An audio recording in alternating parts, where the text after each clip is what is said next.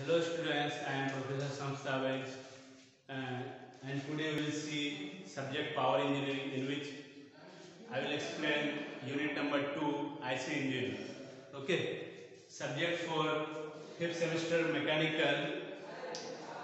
तो यहाँ पर मैं इसका definition, classification, application, construction diagram, ये सारे चीज़ यहाँ पर मैं लिख चुका हूँ। इसको मैं एक्सप्लेन कर रहा हूँ वन बाय वन। आप इसको अच्छे से नोट्स बनाएं, जो कि ये सारे exam of point of view से बहुत ही इंपॉर्टेंट है। ओके, तो आईसी इंजन को जानने से पहले हम समझते हैं कि हीट इंजन क्या होता है। तो हीट इंजन अ मशीन और device which drives heat from the combustion of fuel and converts parts of this engine into mechanical work. तो हीट इंजन किसे कहेंगे कि कोई भी ऐसा इंजन जो क्या होता है कि फ्यूल के कंबशन से वो क्या करता है कि फ्यूल जैसी कंबशन होता है उससे हीट निकलता है और इस हीट को यूज करके क्या क्या आता है, इसको मैकेनिकल वर्क में कन्वर्ट किया जाता है ना।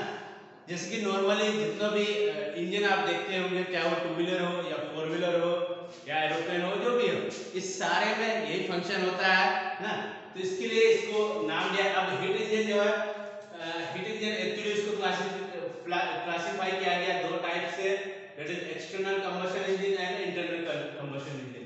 तो हमें एक्सटर्नल कंबशन इंजन से कोई मतलब नहीं है, हमें सिर्फ इंटरनल कंबशन इंजन पढ़ना है यहाँ पर, उसी के बारे आगे डिटेल में पढ़ना है ना।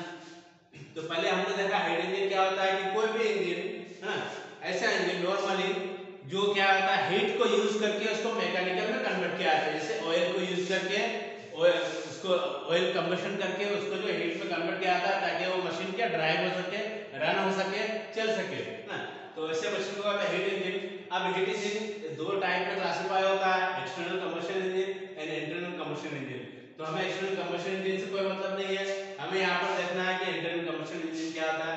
अब इंटरनल कंबशन इंजन का फर्स्ट डेफिनेशन देखते हैं कि उसका डेफिनेशन है, in this case the combustion of fuel with oxygen of the air occur with in the cylinder of the engine.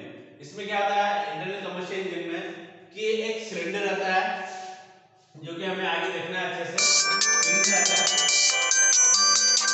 Cylinder में क्या क्या आता है कि यहाँ पे कार्बोरेटर होता है ना, और इस कार्बोरेटर में क्या होता है ऑयल आता है ना। एक बॉल से यहाँ पर देखो बल्ब लगा था, एक बॉल से क्या ऑयल को ले आता है और दूसरे बॉल से क्या क्या आता है कि एयर को ले आता है। एक तरफ से क्या आता है एयर को ले आता है, दूसरे ऑयल को ले आता है, और दूसरे बॉल से एयर को ले आता है। हाँ, तो उसको लेकर के क्या आता है यहाँ पर अंदर में मिक्स होता है और मिक्स होने के बाद यहाँ पिस्टन और सिलेंडर के मूवमेंट की वजह से वो क्या होता है ऑयल और एयर का जो मिक्सर वो बर्न होता है।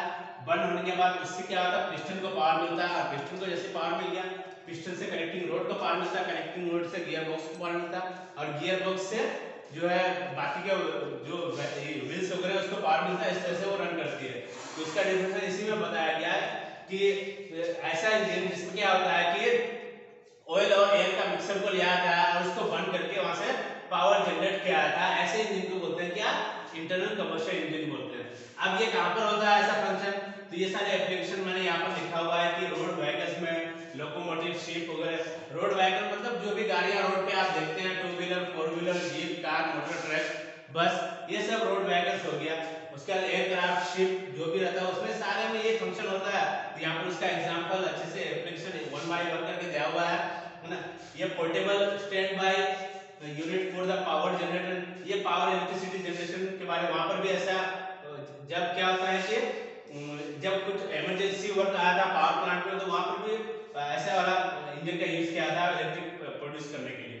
उसके बाद नेक्स्ट यहाँ पर टाइप जो दिया गया extensively used in farm tractor, lawn mowers वगैरह, जो उसी को क्लासिफाई किया गया ट्रैक्टर वगैरह में भी, जो जेसीबी वगैरह उसमें भी यही इंजन, मतलब मैक्सिमम 90% जो 90% या 100% इंजन जो होता है वो सब क्या इसी से बना रहता है, दैट इज ऐसे इंजन से बना रहता है जहाँ पर क्या आता है एयर एंड फ्यूल का मिक्सर लिया आता है और उस मिक्सर को बंद करके वहां से पावर को जनरेट किया जाता है।